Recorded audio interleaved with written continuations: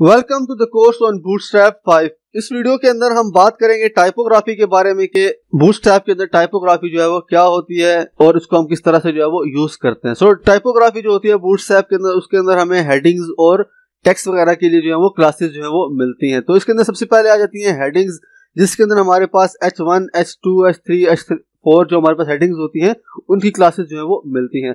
Usually जब हम कोई वेबसाइट बनाते हैं तो उसके अंदर हमारा जो H1 टैग होता है वो एक ही होता है, मतलब कि हमारी मेन हेडिंग जो होती है वो एक ही होती है। अगर हम चाहते हैं कि हमें उस तरह की हमारे पास मल्टीपल हेडिंग्स हो तो उसके लिए हम जो बूटस्ट्रैप हमें क्लासेस प्रोवाइड करता है H1, H2, H3, H4, H5, तो वो हम किसी भी एलिमेंट के ऊपर जो है वो यूज कर सकते हैं और फिर उसको जो है वो हम एज अ हेडिंग जो है वो ट्रीट कर सकते हैं। तो अभी हम VS कोड में चलते हैं और इसको जो है वो प्रैक्टिकली करके जो है वो देखते हैं।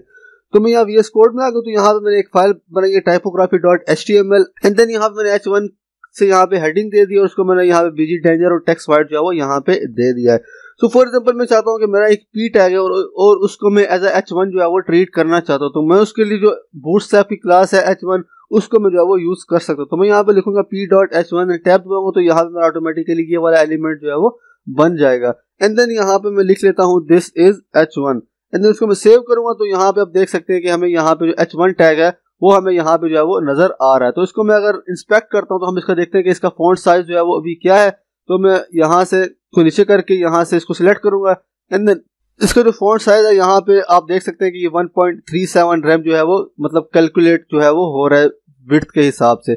इसके बाद मैं चाहता हूँ कि अगर मेरा एक P टैग है उसको मैं H2 बनाना चाहता हूँ तो उसको मैं यहाँ पे लिखूंगा P.H2 एंड देन सेम इसी तरह इसके अंदर मैं टेक्स्ट लिख लेता हूँ, मैं यहाँ पे लिख लेता हूँ दिस इज H2 एंड इसको मैं सेव करूंगा तो यहाँ पे आप देख सकते हैं कि हमारे पास ये H2 वाली जो हेडिंग होती है वो यहाँ पे आ गई है।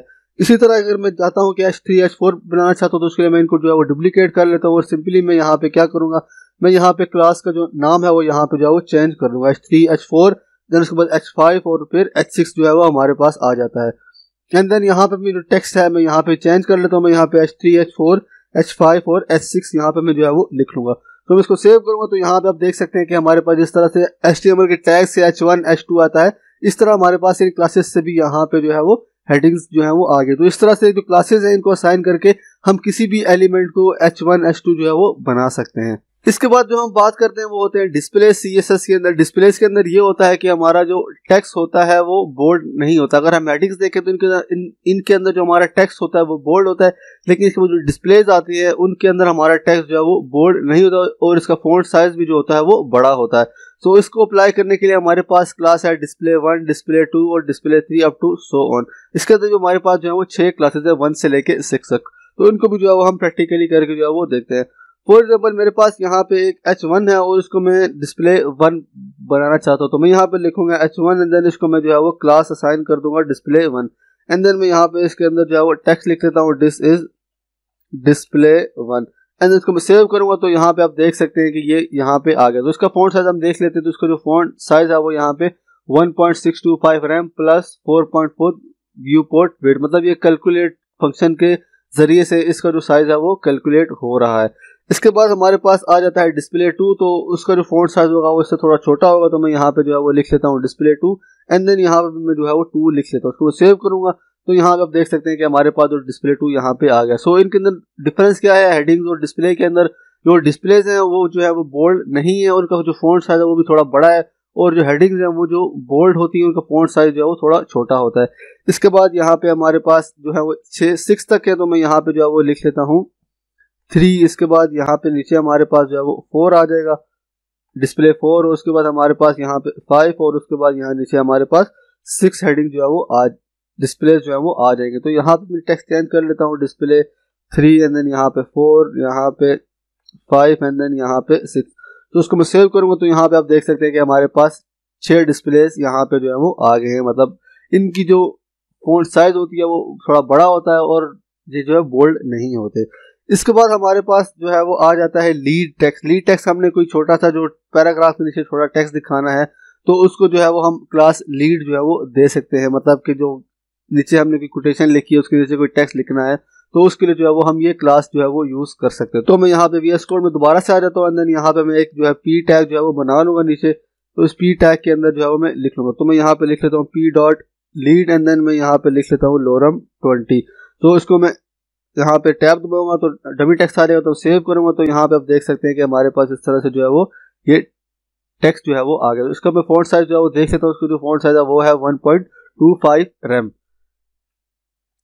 इसके बाद जो अगला है वो है हमारे पास यहाँ पे टेक्स्ट यूटिलिटीज जो है वो क्लासेस है, जिसके अंदर के हम एट्रीब्यूट्स वगैरह जो है वो दे सकते हैं। मतलब कि एट्रीब्यूट जो होता है कि हम ये एलिमेंट के ऊपर जो है वो माउस लेके जाएंगे तो उसके साथ जो है वो कुछ टेक्स्ट जो है वो लिखा आएगा। इसके बाद होता है ब्लॉक कोड। ब्लॉक कोड के अंदर हम अगर हमने किसी चीज़ को कोड करना है तो उसके लिए हम ब्लॉक कोड जो है वो यूज़ कर सकते हैं। तो इसको भी जो है वो हम यहाँ से मैं कॉपी कर लेता हूँ एंड देन इसको मैं उधर ले जाऊँगा VS कोड के अंदर। यहाँ पे जो है इसको मैं पेस्ट करूँगा, इस पैराग्राफ टेक्स्ट से जो है वो मैं बाद में जिसको पेस्ट कर लेता हूँ यहाँ पे ब्लॉक कोड। तो इसको मैं सेव करूंगा तो यहाँ पे आप देख सकते हैं कि हमारे पास अगर हमने किसी को कोड करना है तो इस तरह से हमारे पास जो है वो टेक्स्ट आ जाएगा। इसके बाद जो अगली क्लासेज है वो है टेक्स्ट अलाइनमेंट की। मतलब कि हम टेक्स्ट जो है उसको अलाइन करना चाहते हैं तो उसके लिए हमारे पास क्लासेज हैं, जिसके लिए फॉर एग्जांपल कि जो मेरा H1 है उसको मैं सेंटर में अलाइन करना चाहता हूँ तो मैं यहाँ पे सिंपली इसको जो है वो क्लास असाइन कर दूंगा टेक्स्ट सेंटर। तो इसको मैं सेव करूंगा तो यहाँ पे आप देख सकते हैं कि हमारा जो ये टेक्स्ट था ये सेंटर में आ गया।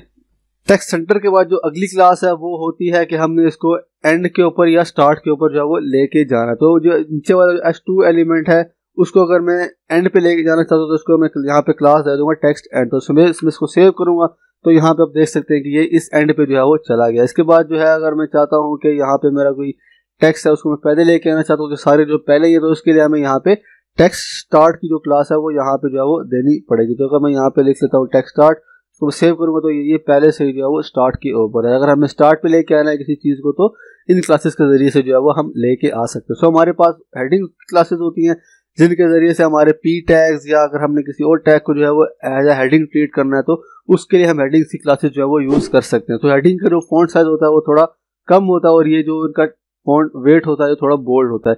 इसके बाद आ जाती है डिस्प्लेस। डिस्प्लेस के अंदर भी हमारे पास 1 से लेकर 6 तक क्लासेस होती हैं। इसका जो फॉन्ट साइज होता है थोड़ा बड़ा होता है एज कम्पेयर टू हेडिंग्स, और इनका जो फॉन्ट वेट होता है वो थोड़ा लाइट होता है, मतलब कि ये बोल्ड जो है वो नहीं होते। इसके बाद जो है वो लीड क्लास आ जाती है जिसको क्या है हम पैराग्राफ के साथ जो है वो यूज़ कर सकते हैं। मतलब कि ये थोड़ा डिम कलर का इस तरह का जो पैराग्राफ होगा, मतलब थोड़ा ग्रे कलर का जो है वो नजर आएगा। इसके बाद ब्लॉक कोड, जिसके जरिए से अगर हमें कोई कोटेशन लिखनी है तो उसके लिए जो है वो हम ब्लॉक कोड को जो है वो यूज़ कर सकते हैं। तो इसके लिए सबसे पहले हम लिखेंगे ब्लॉक कोड और फिर उसको क्लास असाइन कर देंगे ब्लॉक कोड, और फिर इसके अंदर हम जो है वो एक पैराग्राफ जो टैग होता है वो उसके अंदर की भी टेक्स्ट जो है वो हम लिखना चाहते हैं तो वो हम इसके अंदर जो है वो लिख सकते हैं। तो आई होप कि आपको ये कॉन्सेप्ट टाइपोग्राफी की जो क्लासेस हैं ये समझ आ गई होगी। So see you in the next video.